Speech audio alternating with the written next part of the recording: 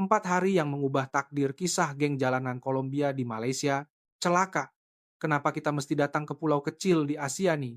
Itulah ayat pertama yang dijerit oleh Diego, seorang remaja berusia 17 tahun dari kawasan setinggan paling teruk di Kolombia, sebaik sahaja tiba di pintu pelepasan lapangan terbang antara bangsa Kuala Lumpur KLIA. Seluruh badannya dipenuhi tatu dan telinganya penuh dengan tindikan. 12 orang remaja geng jalanan yang hanya fasih berbahasa Spanyol. Mereka sepatutnya dalam perjalanan ke Spanyol untuk menyertai sebuah program pemulihan belia anjuran Kesatuan Eropa. Namun, akibat kerusakan enjin pesawat mereka terpaksa membuat pendaratan cemas di Malaysia. Insiden ini kemudiannya mencetuskan satu siri peristiwa yang melangkaui imajinasi. Tahukah Anda, remaja-remaja ini, yang bapaknya dibunuh oleh kartel dadah, yang mula mengedar dadah seawal usia 8 tahun, dan hidup dengan mencuri pandangan hidup, mereka berubah 180 darjah hanya dalam masa 4 hari selepas menjejakkan kaki di bumi Malaysia. Dari kejutan pertama di lapangan terbang, menyaksikan kebenaran tentang bekas ketua geng di Bukit Bintang, merasai pengalaman penjagaan kesehatan yang luar biasa di hospital, sehinggalah bertemu dengan falsafah hidup menakjubkan dari seorang bekas anggota kongsi gelap di Chowkit. Saya telah bekerja dalam bidang pemulihan belia di Amerika Selatan selama 15 tahun. Tetapi ini kali pertama saya melihat sinar mata remaja-remaja ini berubah dalam tempo yang begitu singkat. Malaysia lah yang telah memberi mereka harapan yang sebenar, kata Encik Ramirez, penyelaras proyek pemulihan sosial dari Kolombia. Satu ayat ini telah menggegarkan industri pemulihan di Amerika Selatan. Apa sebenarnya yang mereka lihat di Malaysia? Mengapakah remaja-remaja ini yang seumur hidupnya dikuasai oleh keganasan dan dadah, mula menangis dan berterima kasih kepada Malaysia? Nama saya Wong Yisuan, sebagai bekas kaki tangan sebuah agensi kerjasama antara bangsa Malaysia yang ditempatkan di Amerika Selatan selama 10 tahun. Dan sebagai penterjemah bahasa Spanyol, saya menemani mereka sepanjang perjalanan ini. Sekarang saya akan menceritakan kepada Anda kesaksian yang hidup ini. Nama saya Wong Yisuan, seorang bekas kaki tangan agensi kerjasama antara bangsa dan kini bekerja sebagai penterjemah bebas. Sepanjang 10 tahun yang lalu, saya terlibat dalam proyek sokongan belia di Kolombia, Peru, dan Ekuador menjadi jambatan antara bahasa Spanyol dan bahasa Melayu. Peristiwa yang berlaku pada September tahun lalu kekal sebagai pengalaman paling mengejutkan dalam hidup saya sehingga ke hari ini. Pada hari itu, saya bertemu dengan 12 orang remaja di lapangan terbang antara bangsa El Dorado di Bogota. Umur mereka antara 16 hingga 22 tahun. Kesemua mereka adalah bekas ahli geng jalanan dari Comuna 13, sebuah kawasan yang sangat berbahaya. Ketua mereka Carlos berusia 22 tahun. Bapaknya ditembak mati dalam satu pertempuran antara kartel dadah. Dia mula terlibat dalam pengedaran dadah sejak berusia 10 tahun. Yang paling muda Diego, 17 tahun, ketagih kokain sejak berumur 8 tahun dan sedang dalam rawatan.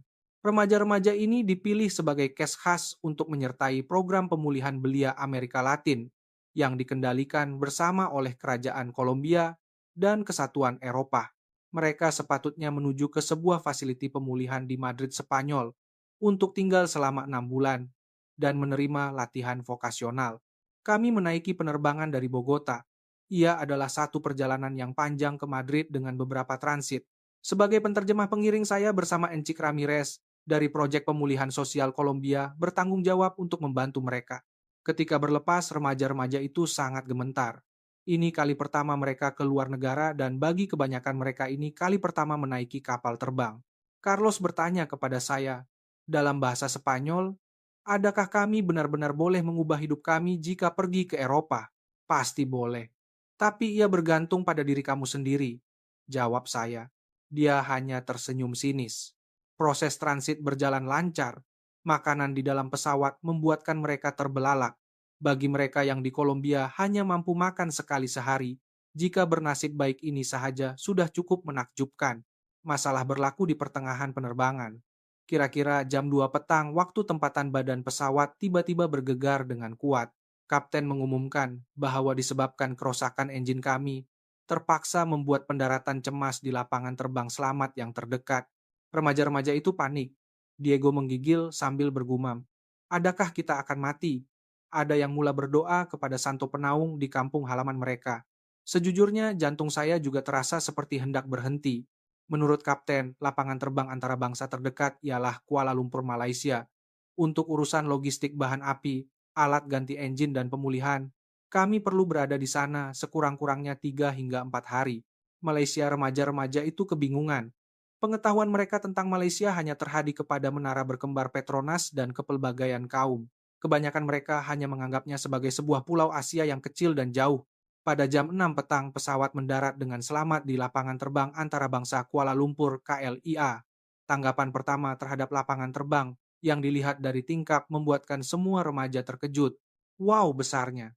Jauh lebih bersih daripada lapangan terbang di Bogota. Ekspresi cemas mereka di dalam pesawat mula bertukar menjadi rasa ingin tahu. Sebaik sahaja turun dari pesawat dan memasuki terminal, kejutan pertama bermula. Di counter immigration, kami disambut oleh seorang kaki tangan KLIA bernama Encik Ahmad yang fasih berbahasa Spanyol. Mohon maaf atas kesulitan yang tuan-tuan hadapi. Untuk memastikan tuan-tuan selesa, sepanjang berada di sini, kami akan memberikan bantuan semaksimum mungkin. Apabila mendengar sapaan dalam bahasa Spanyol yang sempurna, remaja-remaja itu terdiam karena terkejut. Tiada siapa yang menyangka bahasa Spanyol digunakan di negara Asia ini. Encik Ahmad menyambung, kamu semua masih muda. Memandangkan kamu akan berada di sini selama 4 hari, kami akan mengaturkan lawatan ke Kuala Lumpur. Kos penginapan dan makanan akan ditanggung oleh syarikat penerbangan. Sila jangan risau. Carlos berbisik kepada saya, kenapa mereka begitu baik kepada orang macam kita? Pemeriksaan imigresen juga berjalan lancar dengan menakjubkan. Pegawai imigresen melihat paspor remaja-remaja itu. Walaupun melihat tatu dan tindikan pada mereka, semua ekspresinya langsung tidak berubah.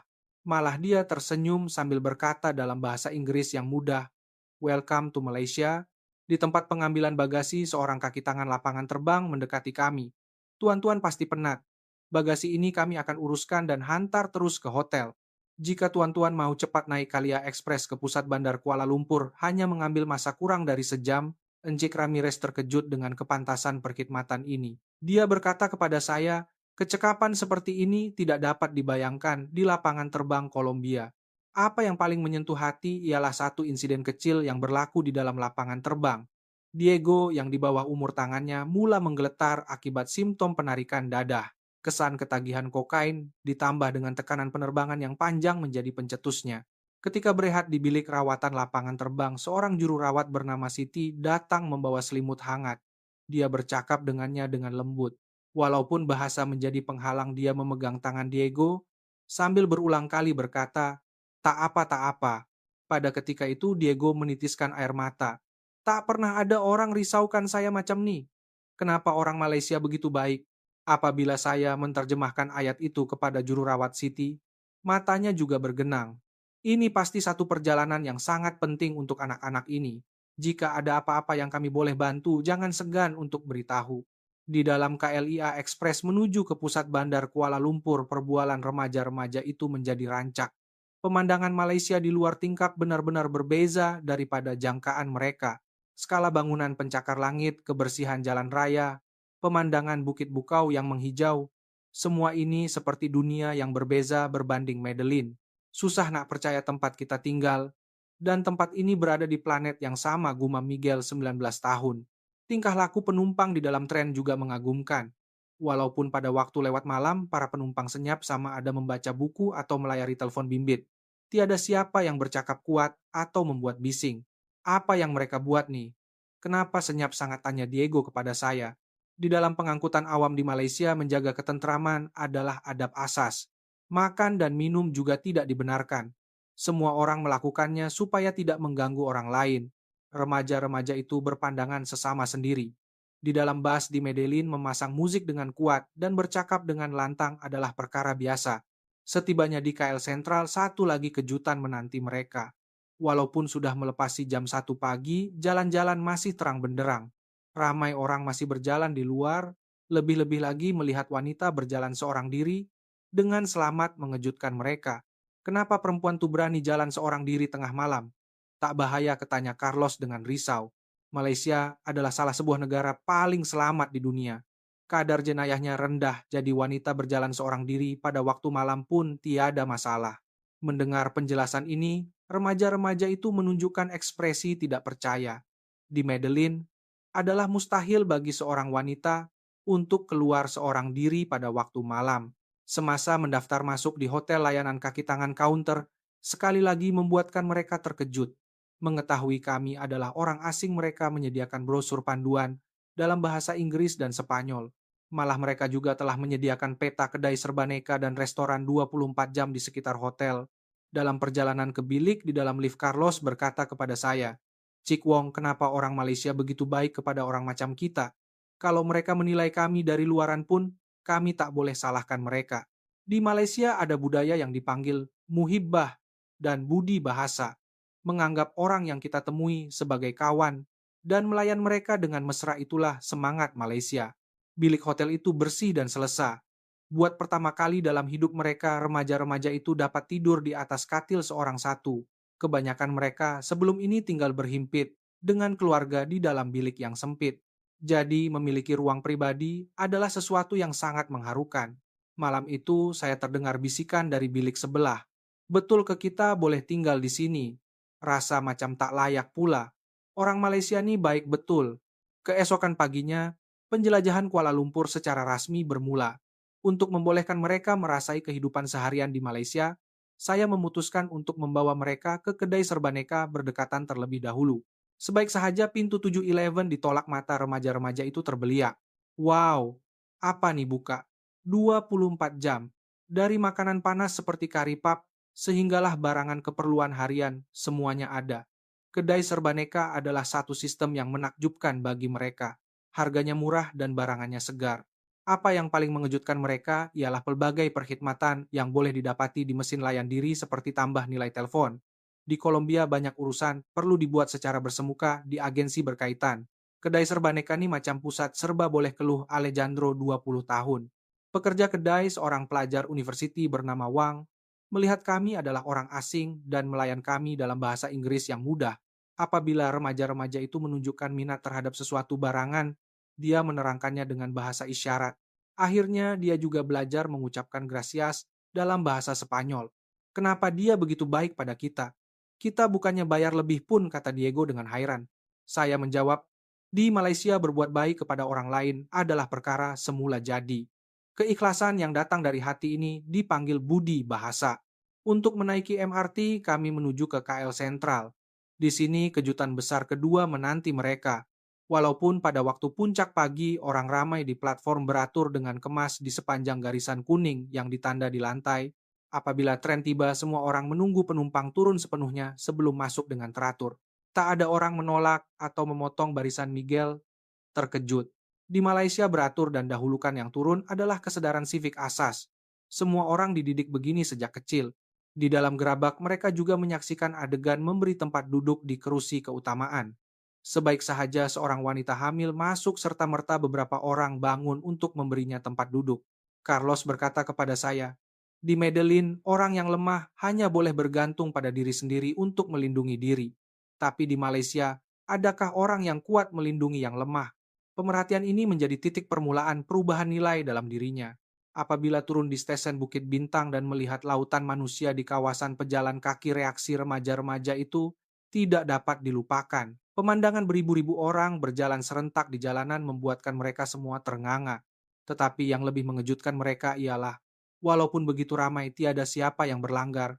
Aliran manusia bergerak dengan lancar. Macam magik, gumam Diego. Untuk makan tengah hari, kami masuk ke sebuah kedai nasi lemak di Bukit Bintang. Menu mempunyai gambar dan harga yang jelas tertera, memudahkan pesanan. Tetapi, apa yang paling mengejutkan remaja-remaja itu ialah harganya. Makan sedap macam ni cuma 15 ringgit. Berbanding dengan Kolombia, kualiti dan harga makanan di Malaysia yang berpatutan membuatkan semua orang menunjukkan ekspresi tidak percaya. Semasa makan, melihat sebuah keluarga di meja sebelah berbual dengan gembira. Carlos berkata dengan sayu, "Saya tak pernah makan di restoran dengan keluarga saya. Macam ni kerasanya kedamaian." Pada sebelah petang, ketika berjalan-jalan di sekitar Bukit Bintang, satu pertemuan yang menentukan nasib menanti kami. Ketika melalui sebuah kafe kecil bernama Peluang, kedua pemiliknya yang berusia 50 komaan, yang hanya mau dikenali sebagai Abang Lan, menegur kami. Abang Lan adalah seorang bekas ketua geng. Kini dia menguruskan sebuah persatuan amal yang membantu bekas pesalah Juvana untuk kembali ke pangkal jalan. Anak-anak muda dari luar negara ya. Dulu abang pun budak nakal juga jadi abang boleh agak sikit katanya. Mendengar falsafah hidup abang Lan remaja-remaja itu amat terkejut. Abang mulai jadi samseng dari umur 16 tahun jadi ketua. Hari-hari bergaduh, susahkan mak bapak lari dari polis. Tapi satu hari abang hilang kawan dalam satu kemalangan. Abang sedar, kuat yang sebenar bukan dengan menyakiti orang, tapi dengan menjaga marwah melindungi orang. Abang Lan memandang Carlos dan menyambung, kamu ketua budak-budak nih kan? Kamu jadi kuat, sebab nak lindungi adik-adik kamu kan? Perasaan tuh abang faham sangat. Mata Carlos bergenang. Ini kali pertama dalam hidupnya dia bertemu dengan orang dewasa yang memahami perasaannya. Di kafe Abang Lan, kami mengaturkan sesi perbualan dengan belia-belia Malaysia yang pernah tersesat. Walaupun terdapat halangan bahasa, semangat setia kawan, dan keinginan untuk melindungi keluarga adalah universal. Malam itu kembali ke hotel remaja-remaja itu membincangkan pengalaman hari itu. Kita selalu pikir, masalah hanya boleh diselesaikan dengan keganasan. Tapi mungkin ada cara lain, kata Miguel. Macam Abang Lan tuh dulu jahat, sekarang tolong orang. Adakah kita pun boleh ada masa depan macam tu, sambung Alejandro. Pada hari ketiga, peristiwa yang paling mengejutkan berlaku. Selepas sarapan simptom penarikan dada Diego menjadi teruk, dia tidak sadarkan diri dan rebah. Ini adalah gejala putus ketagihan kokain. Degupan jantungnya meningkat ke tahap berbahaya. Saya segera menghubungi 999. Ambulans tiba dalam masa 5 menit. Para medik bertindak pantas dan berjaya menyelamatkan nyawa Diego. Di Wad Kecemasan Hospital Kuala Lumpur, kami bertemu dengan dokter yang merawat Dr. Rahman. Dr. Rahman mendedahkan satu fakta yang mengejutkan kepada kami. Sebenarnya, semasa muda, saya juga bergelut dengan ketagihan dadah. Selepas menerima rawatan, saya menjadi dokter. Sekarang saya merawat pesakit seperti diri saya dahulu. Sebagai seorang pakar pemulihan ketagihan, Dr. Rahman memberikan rawatan yang paling sesuai untuk Diego. Dia mengajar kaedah untuk mengurangkan simptom penarikan dada dengan meminimumkan beban pada badan tanpa menggunakan obat. Hidup kamu belum berakhir. Ketagihan dada adalah sejenis penyakit. Selagi menerima rawatan yang betul, kamu pasti boleh pulih. Buat pertama kalinya dalam hidup Diego, dia mendengar kata-kata harapan dari seorang dokter. Di Kolombia, penagih dada sering dianggap sebagai sampah masyarakat. Mereka bimbang tentang kos rawatan, tetapi pihak hospital memberitahu bahwa karena ia adalah case kecemasan, rawatan akan diberikan secara percuma di bawah bantuan kemanusiaan. Malah mereka menyediakan bahan-bahan mengenai kaedah rawatan yang boleh digunakan oleh Diego selepas tiba di Spanyol. Kata-kata Dr. Rahman bukan sahaja memberi kesan kepada Diego, tetapi juga kepada remaja-remaja lain. Mungkin kita pun boleh berubah. Sinar harapan mula menyala di dalam hati mereka. Pada malam hari ketiga, kami berjalan-jalan di kawasan Chowkit. Remaja-remaja itu mendengar bahwa ia adalah kawasan dengan sejarah yang kompleks di Malaysia dan membayangkannya seperti kawasan Setinggan di Medellin. Tetapi Chowkit yang sebenar jauh berbeza daripada jangkaan mereka. Walaupun memang ada suasana yang sedikit gelap, wanita boleh berjalan seorang diri dengan selamat. Tiada ancaman jenayah yang terang-terangan dirasai. Di sana kami mengalami satu lagi pertemuan yang menentukan. Tuan Azman, 45 tahun, wakil sebuah kumpulan sokongan pemulihan bernama Persatuan Sinar Baru. Tuan Azman adalah bekas anggota kanan sebuah kongsi gelap. Kini dia mendedikasikan hidupnya untuk membantu penagih dadah dan bekas ahli geng untuk kembali ke pangkal jalan. Tuan Azman menceritakan kisah hidupnya kepada remaja-remaja itu. Saya terlibat dalam dunia gelap selama 20 tahun. Dulu saya pikir jadi ganas itu kuat, tapi kekuatan sebenar ialah melindungi. Melindungi keluarga, melindungi kawan-kawan, dan sebagai seorang manusia melindungi masyarakat. Kami melawat fasiliti Tuan Azman Rumah Kehidupan Kedua. Di sana belia-belia Malaysia yang mempunyai sejarah ketagihan dada atau jenayah tinggal bersama dengan matlamat untuk kembali kepada masyarakat. Ini adalah anak-anak muda Malaysia yang mempunyai pengalaman serupa dengan kamu. Semua orang sedang memulakan hidup baru. Belia-belia di fasiliti itu dan remaja-remaja kami, walaupun tidak fasih berbahasa, hati mereka saling memahami. Antara orang yang mempunyai penderitaan yang sama, ada satu pemahaman yang tidak memerlukan penjelasan. Carlos bertanya kepada Tuan Asman, bolehkah kami benar-benar memulakan hidup baru? Tuan Azman menjawab dengan tegas. Kamu semua masih muda. Masa lalu tidak boleh diubah, tapi masa depan boleh. Yang penting ialah bagaimana kamu hidup mulai sekarang. Pada pagi hari terakhir, remaja-remaja itu telah banyak berubah. Kami mau gunakan apa yang kami belajar di Malaysia di Spanyol nanti. Suatu hari nanti kami mau kembali ke Malaysia untuk membalas budi. Kata-kata seperti ini keluar dari mulut mereka. Di dalam KLIA, ekspres menuju ke lapangan terbang, Carlos berkata kepada saya, Cik Wong, kami bukan lagi kami yang dulu. Malaysia telah memberi kami hidup baru. Pada saat-saat terakhir di lapangan terbang, remaja-remaja itu menulis surat penghargaan kepada orang-orang yang mereka temui di Malaysia. Surat untuk Abang Lan Dokter, Rahman Tuan Asman, dan ramai lagi rakyat Malaysia yang baik hati tetapi tidak bernama. Kami pasti akan kembali ke Malaysia. Itulah janji mereka. Melihat pesawat berlepas pemandangan Malaysia perlahan-lahan mengecil. Remaja-remaja itu menitiskan air mata dalam diam. Itu bukan air mata kesedihan, tetapi air mata kesyukuran dan keazaman. 6 bulan kemudian, selepas menamatkan program di Spanyol, remaja-remaja itu kembali ke Kolombia. Tetapi perubahan sebenar mereka bermula selepas pulang ke tanah air. Carlos menubuhkan sebuah fasiliti pemulihan di Medellin bernama Rumah Harapan. Berdasarkan falsafah kekuatan untuk melindungi yang dipelajarinya di Malaysia, dia membantu bekas ahli geng untuk kembali ke pangkal jalan. Diego sambil meneruskan rawatan ketagihan dadahnya, berkhidmat sebagai kaunselor membantu kanak-kanak yang mengalami nasib yang sama. Dia sedang mempromosikan idea yang dipelajarinya daripada dokter. Rahman ketagihan adalah penyakit ia boleh dirawat. Miguel selepas menerima latihan vokasional menjadi seorang juru elektrik. Dia berdedikasi untuk memperbaiki sistem bekalan elektrik di kawasan Setinggan. Dia sedang mempraktikkan ide yang dipelajarinya di Malaysia. Gunakan kemahiran untuk membantu orang. Alejandro terinspirasi oleh budaya yang dilihatnya di Chowkit, yang menggunakan seni tradisional untuk menyentuh hati orang kini. Menjadi seorang artis jalanan yang menyebarkan mesej keamanan. Aktiviti mereka membawa impak besar kepada masyarakat Kolombia. Kerajaan Bandar Medellin selepas menerima laporan kejayaan remaja-remaja ini memutuskan untuk secara rasmi mengadaptasi program pemulihan gaya Malaysia. Diputuskan untuk bekerja sama dengan Persatuan Tuan Azman dan Abang Lan, menggunakan kepakaran dari Malaysia dalam sokongan belia di Kolombia. Kerajaan Kolombia sebagai respons kepada kejayaan ini mengumumkan perluasan program pertukaran belia dengan Malaysia. Dijangkakan 50 orang belia berisiko tinggi akan dihantar ke Malaysia setiap tahun untuk program pengalaman selama 2 minggu. Perubahan yang paling mengagumkan ialah peningkatan kadar keluar dari geng. Disebabkan aktiviti Rumah Harapan, kadar keluar dari geng di Medellin meningkat sebanyak 300% berbanding tahun sebelumnya. Keganasan tidak menyelesaikan apa-apa. Kekuatan sebenar ialah melindungi orang lain. Message yang dipelajari oleh remaja-remaja ini di Malaysia sedang memberi harapan kepada golongan muda di Medellin. Kini Carlos kerap mengadakan panggilan video dengan Abang Lan, menerima nasihat mengenai aktiviti pemulihan. Diego juga terus melaporkan perkembangan rawatannya kepada Dr. Rahman melalui email, dan Tuan Azman dijangka akan melawat Kolombia tahun depan untuk memberikan bimbingan secara langsung di Rumah Harapan. Setahun kemudian saya melawat Kolombia sekali lagi. Saya berpeluang melawat Rumah Harapan. Pemandangan yang saya lihat di sana tidak dapat dilupakan. Remaja-remaja dari geng yang dahulunya bermusuhan kini sedang membersihkan kawasan bersama-sama.